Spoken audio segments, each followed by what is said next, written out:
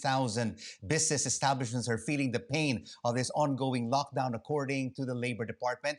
Close to 18,000 of them are here in Metro Manila, which remains under Modified ECQ until the end of May. So what does the reopening of selected industries under modified rules mean for the business community? Let's get the views of Joey Concepcion, Presidential Advisor for Entrepreneurship. Joey, thank you so much for joining us. We just heard the guidelines from Tricia earlier about the Modified ECQ. Is there any clarity right now, Joey, which businesses can restart operations, and which of the industries is the business communities pushing for or recommending to start from May 16? Well, earlier, 3 weeks ago, I recommended to the president that the construction sector should start, no? Especially the infrastructure projects of the government. And hopefully they will allow construction of the private sector as well, because I think the construction industry employs a lot of people, and that's what we read right now. No? So we moved from an ECQ now to a modified ECQ, which means that's progress. It means that they're going to allow more businesses to open up. 50% of the workforce is needed. Yes, great. But in the essential, we're trying to even ramp that up to about 80 or 90%, or we will not be able to supply the food, especially canned food, all of these essentials. So it's a challenge to really ramp up the number of employees who want to go to work. But that's a good progress. I mean, we're moving closer to a GCQ. No? That's the objective. And eventually, if you look at this chart here, I mean, the NCR is right there, the red dot. Most of them are already in the GCQ area. So hopefully we'd see that eventually all green zones down the road. No? And I think the private sector will take it. I mean, it's gradual progress.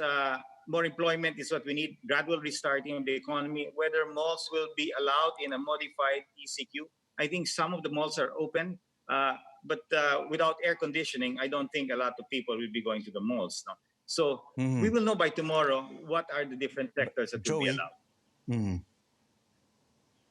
But if you have 50% of the workforce working in these selected industries, you need transportation. But according to the guidelines, you have limited transportation services for essential goods and services under this modified ECQ. So how will the 50% be shuttled to and from work?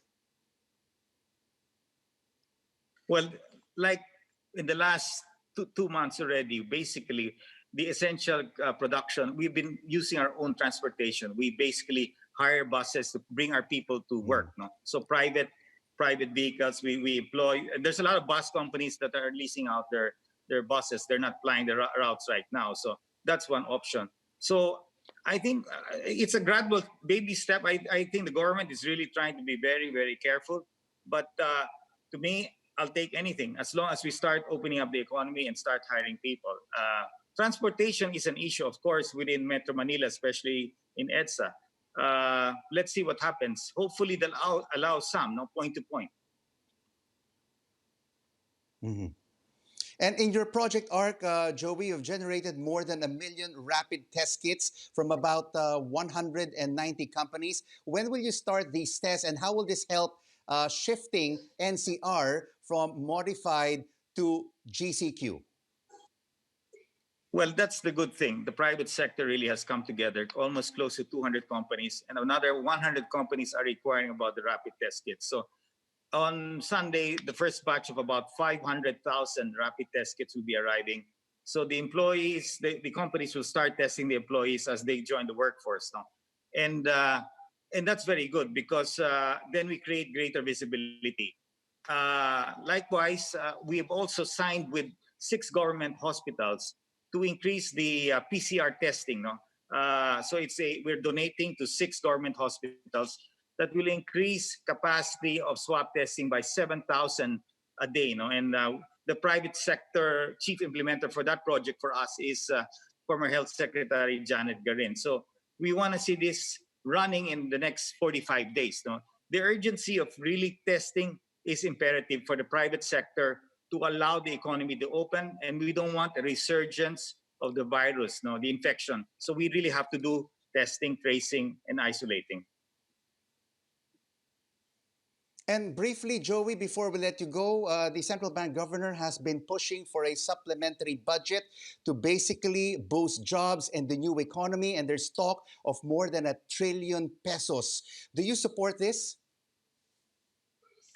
Well, Congress right now, with Sharon Garin and Joey Salceda and Stella Kimbo, they're putting up a stimulus package of close to about 500 billion thereabouts.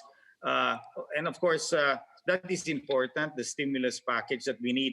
But again, all of these are important, but we have to really restart the economy because the engine that drives the whole the business sector, unless you start it, you don't know the visibility, you don't know what business models will work. Mhm. I'm sure Gaita will explain to you her restaurant model, what changes it will take. No? So the stimulus package definitely will complement and add fuel to the economy's engine if it restarts. No? Thank you so much for your insights, Joey Concepcion, Presidential Advisor for Entrepreneurship. And we'll be taking this